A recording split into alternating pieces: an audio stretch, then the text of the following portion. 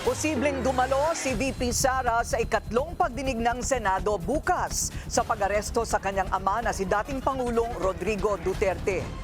Itinanggi naman ng AFP na binawi na ang security detail ng VP. Nagbabalik si Hannity. Ngayong nahaharap sa iba't ibang hamon ng bansa, sana maging inspirasyon ang Battle of Bataan.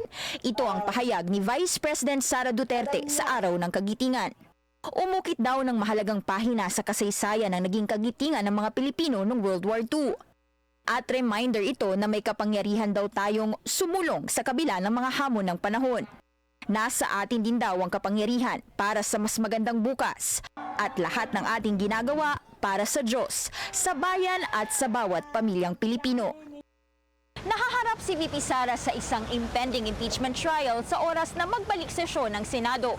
Mag-iisang buwan na rin na maaresto ang kanyang amang si dating Pangulong Rodrigo Duterte dahil sa kasong crimes against humanity sa ICC. Isang araw bago ang Day of Valor, nilinaw naman ng AFP na hindi nito binuwag ang security group ng bise, kundi sinailalim lang sa reorganization. May mga kumalat kasing report nitong weekend na dine-activate daw ito ni AFP Chief of Staff Romeo Bronner Jr. Paglilinaw ng AFP, mula sa Vice Presidential Security and Protection Group o VPSPG, inintegrate lang daw ito sa mas malawak na AFP Security and Protection Group. Hindi po nawala ng security detail ang ating Vice President and future Vice Presidents in this kind of reorganization.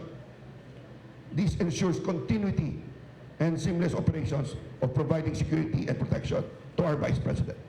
Binuo ang VPSPG noong June 2022 na dedicated security group para sa bise.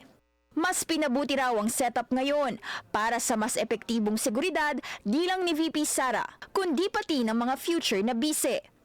Wala pang pahayag ang OVP tungkol dito. Kababalik lang ng bise sa Pilipinas nitong linggo matapos ang halos isang buwan sa The Hague kasabay ng pagkakaaresto sa kanyang ama. Iniimbestigahan ngayon ng Senado ang March 11 arrest ni FPRRD at nakatakdang isagawa ang ikatlong pagdinig bukas kung saan posibleng dumalo ang pangalawang Pangulo. Para sa agenda, Hannity, Bilyonaryo News Channel.